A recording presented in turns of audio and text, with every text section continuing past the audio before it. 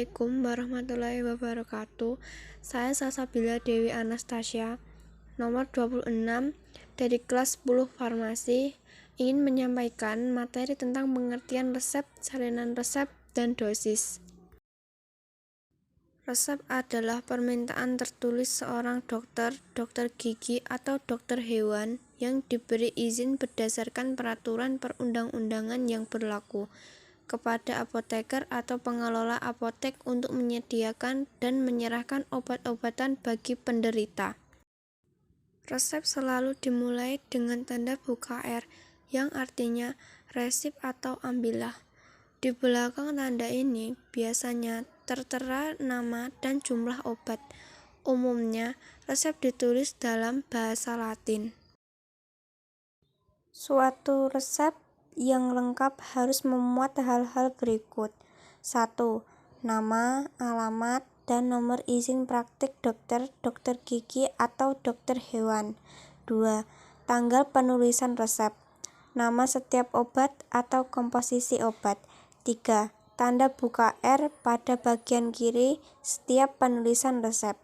4. Tanda tangan atau paraf dokter penulis resep sesuai dengan peraturan perundang-undangan yang berlaku. 5. Nama pasien atau jenis hewan, umur, serta alamat atau pemilik hewan. 6. Tanda seru dan paraf dokter untuk resep yang mengandung obat dan jumlahnya melebihi dosis maksimal. Pihak-pihak yang berhak menulis resep adalah dokter. Dokter gigi terbatas pada pengobatan gigi dan mulut, dan dokter hewan terbatas pada pengobatan hewan. Dokter gigi diberi izin menulis resep dari segala macam obat untuk pemakaian melalui mulut, injeksi, atau parenteral, atau cara pemakaian lainnya, khusus untuk mengobati penyakit gigi dan mulut. Adapun pembiusan atau patira secara umum tetap dilarang bagi dokter gigi. Pada kasus penderita yang memerlukan pengobatan segera, dokter dapat memberi tanda-tanda atau not berikut. Cito artinya segera, urgen artinya penting, statim artinya penting, PIM atau pariculum in mora artinya berbahaya jika ditunda. Tanda atau not tersebut ditulis pada bagian atas kanan resep. Apoteker harus mendahulukan pelayanan resep ini termasuk resep antidotum. Jika dokter ingin agar resepnya dapat diulang, maka dalam resep ditulis iterati dan ditulis beberapa kali resep boleh diulang. Salinan resep adalah salinan yang dibuat oleh apotek. Selain memuat semua keterangan yang terdapat dalam resep asli, salinan resep juga harus memuat hal-hal berikut. 1. Nama dan alamat apotek. 2. Nama dan nomor izin apoteker pengelola apotek. 3. Tanda tangan atau paraf apoteker pengelola apotek. 4. Tanda det atau detur untuk obat yang sudah diserahkan dan tanda nedet atau nedur untuk obat yang belum diserahkan, dan pada resep dengan tanda iter.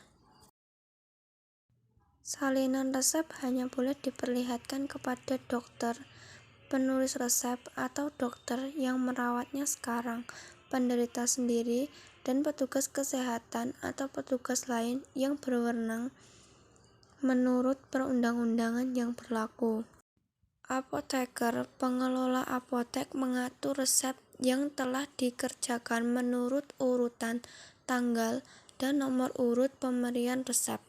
Resep adalah suatu dokumen yang harus disimpan sekurang-kurangnya selama 3 tahun. Resep yang mengandung narkotika harus dipisahkan dari resep lainnya. Resep yang disimpan melebihi jangka waktu 3 tahun dapat dimusnahkan. Permusnahan resep dilakukan dengan cara dibakar atau cara lain yang memadai oleh apoteker, pengelola apotek bersama-sama dengan sekurang-kurangnya seorang petugas apotek. Dalam dunia farmasi, etiket merupakan cari kertas yang ditempelkan pada kemasan obat yang memuat keterangan-keterangan sebagai berikut. 1. Nama, alamat, dan nomor telepon. Nama dan nomor sipar apoteker pengelola apotek. 2. Nama, tempat, dan tanggal ditulisnya etiket. 3. Nama pasien dan aturan pakai yang jelas dan dimengerti.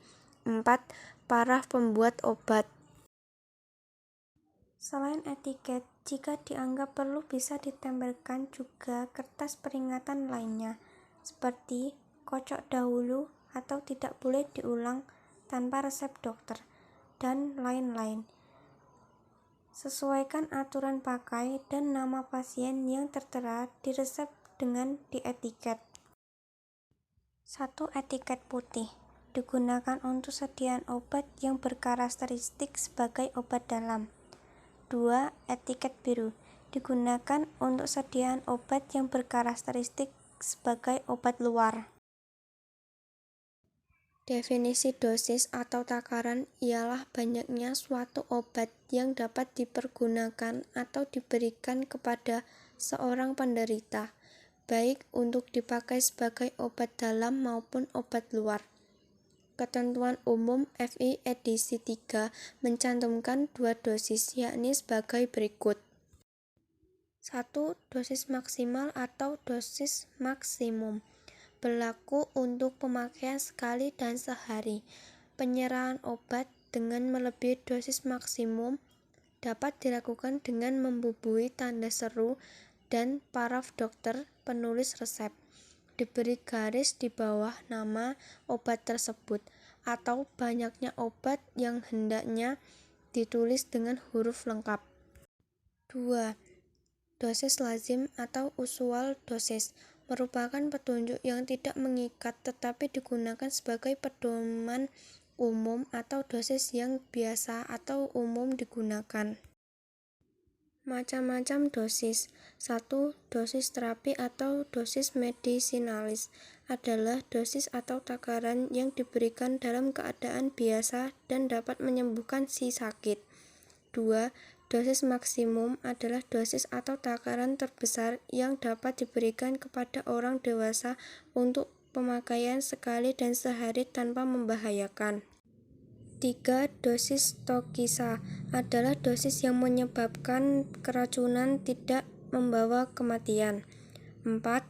LD50 adalah dosis atau takaran yang menyebabkan kematian pada 50% hewan percobaan. 5.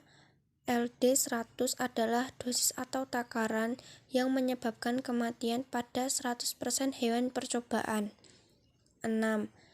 Dosis inisiasi atau dosis awal adalah dosis atau takaran yang diberikan pada awal suatu terapi sampai tercapai kadar kerja yang diinginkan secara terapeutik. 7. Dosis pemeliharaan adalah dosis atau takaran yang harus diberikan selanjutnya setelah tercapai kejenuhan untuk memelihara kerja serta konsentrasi jaringan yang sudah berusia lanjut, maka pemberian dosis lebih kecil daripada dosis dewasa. Daftar dosis maksimal menurut FI digunakan untuk orang dewasa berumur 20-60 tahun dengan berat badan 58-60 kg. Untuk orang yang sudah berusia lanjut dan ketahanan fisiknya sudah mulai menurun, maka pemberian dosis lebih kecil daripada dosis dewasa. 3. Dosis untuk wanita hamil. Untuk wanita hamil yang peka terhadap obat-obatan sebaiknya diberikan dalam jumlah yang lebih kecil. Bahkan untuk beberapa obat yang dapat mengakibatkan abortus dilarang. Juga wanita menyusui karena obat dapat diserap oleh bayi melalui ASI. 4. Dosis untuk anak dan bayi. Respon tubuh anak dan bayi terhadap obat tidak dapat disamakan dengan orang dewasa. Dalam memilih dan menetapkan dosis memang tidak mudah karena harus diperhitungkan beberapa faktor. tidak ada aturan pokok dalam menghitung dosis untuk anak. Oleh karena itu, beberapa tokoh kesehatan atau kedokteran mencoba untuk membuat perhitungan berdasarkan umur, bobot badan, dan luas permukaan atau body surface. Sekian dari saya. Jika ada salah kata, saya meminta maaf. Wassalamualaikum warahmatullahi wabarakatuh.